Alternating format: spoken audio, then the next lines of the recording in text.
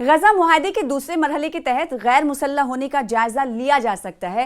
یہ اتنی بڑی بات کون کہہ رہا ہے، کس کے ذریعے بات کہی جا رہی ہے؟ آپ کو معلوم ہے کہ پیس ڈیل کے ذریعے پہلی شرط جو ہے مکمل ہو چکی ہے، جو ڈونلڈ ٹرمپ کی طرف سے حماس اور اسرائیل کے درمیان ہوئی تھی۔ وہ پیس ڈیل پہلی جو شرط تھی، پہلا بندو یہ تھا کہ جو ہاسٹیجز ہیں انہیں زندہ یا مردہ واپس لوٹانا ہے، اسرائیل کے حوالگی کرنی ہے ان تمام کی، اور یہ مرحلہ مکمل ہوا۔ دوسرے مرحلے کی شروعات پر سبھی کی نگاہیں ٹکی ہوئی تھی، جس پر ہم نے دیکھا گزشتہ دنوں کی دوسرے مرحلے کی تکمیل یا اس پر عمل درآمد کرنے کے لیے حماس کی طرف سے یہ کہا گیا تھا کہ ہم اس دوسرے مرحلے کی ڈیل پر عمل تو کر لیں گے، لیکن ایک شرط ماننی ہوگی، اسرائیل کو ایک شرط ماننی ہوگی، جب ہی حماس یہ دوسرا جو معاہدہ ہے اس کی تکمیل کے حوالے سے آگے بڑھے گا۔ دوسرا معاہدہ دراصل یہ تھا کہ غیر مسلح ہونا، یعنی حماس کو ہتھیار چھوڑ دینے کی تلقین کر رہا تھا دوسرا ڈیل کا دوسرا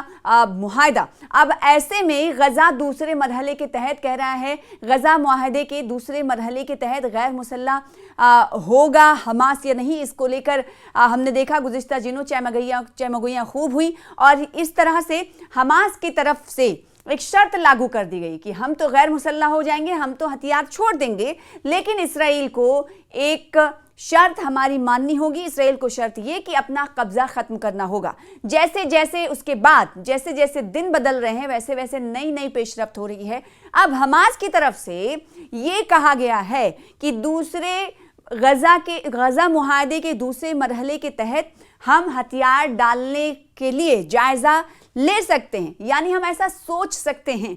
اب آپ کو بتائیں جو نئی پیش رفت کی ہم بات کر رہے ہیں وہ اسی حوالے سے ہے کہ حماس نے کہا ہے کہ وہ ہتھیار ڈالنے کے لیے سوچ سکتا ہے۔ حماس نے اعلان کیا ہے کہ غزہ معاہدے کے دوسرے مرحلے کے تحت غیر مسلح ہونے کا جائزہ لیا جا سکتا ہے، ایسا حماس کہہ رہا، جو کہ بہت بڑی بات ہے۔ حماس کیا یہ صرف اور صرف دکھاوے کے حوالے سے کہہ رہا ہے یا پھر اس میں کچھ سچائی ہے، حقیقت ہے؟ آداب، استقبال ہے آپ کا۔ اس رپورٹ کے ذریعے بتائیں گے آپ کو پوری کہانی۔ فلسطین کی اسلامی استقامی تحریک حماس کے سینئر رہنما باسم نعیم نے کہا ہے کہ حماس غزہ جنگ بندی معاہدے کے دوسرے مرحلے کے تناظر میں استقامت کے ہتھیاروں کے موضوع کا جائزہ لینے کے لیے تیار ہے۔ ایسوسی ایٹڈ پریس سے گفتگو کرتے ہوئے کہا کہ حماس اسرائیل کے ساتھ جنگ بندی سمجھوتے کے ایک حصے کے طور پر ہتھیاروں کو ذخیرہ کرنے یا انہیں غیر فعال کرنے کے موضوع پر غور کر سکتی ہے۔ انہوں نے قطری میڈیا کو انٹرویو دیتے ہوئے کہا کہ ہم صورتحال میں کسی بھی طرح کی شدت کو روکنے کے لیے ایک وسیع اقدام کا خیر مقدم کرتے ہیں۔ باسم نعیم کا یہ بیان غزہ جنگ بندی سمجھوتے کے دوسرے مرحلے میں پہنچنے میں تیزی لانے میں مدد کر سکتا ہے۔ جیسا کہ آپ حیران ہوئے تھے کہ حماس یہ کہہ رہا تھا کہ وہ ہتھیار ڈالنے کے لیے تیار تو ہے، لیکن اسرائیل کو ایک شرط ماننی ہوگی۔ اس کی شرط یہ تھی کہ اسرائیل اپنا قبضہ چھوڑے، اور اس کے بعد ایک اور پیش رفت یہ ہوئی ہے کہ حماس یہ کہہ رہا ہے کہ ہتھیار ڈالنے کے بارے میں وہ جائزہ لے سکتا ہے، وہ سوچ سکتا ہے، غور و فکر کر سکتا ہے۔ قابل ذکر بات یہ ہے کہ تحریک حماس کے ترجمان حازم قاسم نے بھی اس سے قبل ایک بیان میں کہا کہ ہم جنگ بندی کے دوسرے مرحلے پر عمل درآمد پر آمدگی کا اعلان کرتے ہیں، یعنی وہ عمل درآمد کرنے کے حوالے سے آمد کر رہے ہیں، آمدگی کا اعلان کرتے ہیں۔ اور اسی سلسلے میں آپ کو معلوم ہی ہے کہ غزہ میں جنگ بندی کے اعلان کے باوجود صہیونی حکومت کے حملے لگاتار جاری ہیں۔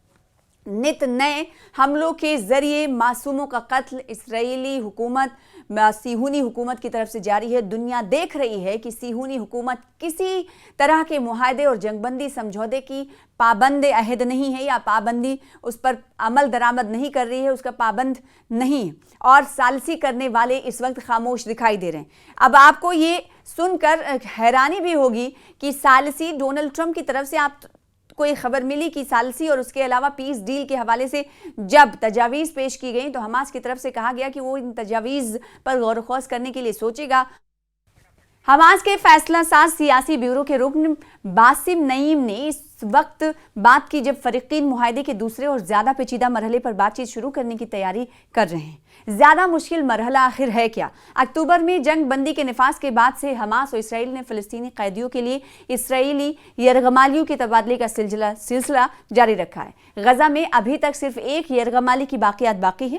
فریقین دوسرے مرحلے میں داخل ہونے کی تیاری کر رہے ہیں۔ نئے مرحلے کا مقصد جنگ زدہ غزہ کے لیے مستقل کا تعین کرنا ہے، اور اس سے بھی زیادہ مشکل اس طرح کے مسائل کو حل हल करना, जिसमें बैन अक़वामी सिक्योरिटी फोर्स की तैनाती, गजा में एक टेक्नोक्रेटिक फ़िलिस्तीनी कमेटी की तश्कील, इलाके से इसराइली फ़ौजियों का इनखला और हमास को गैर मुसल्लह करना।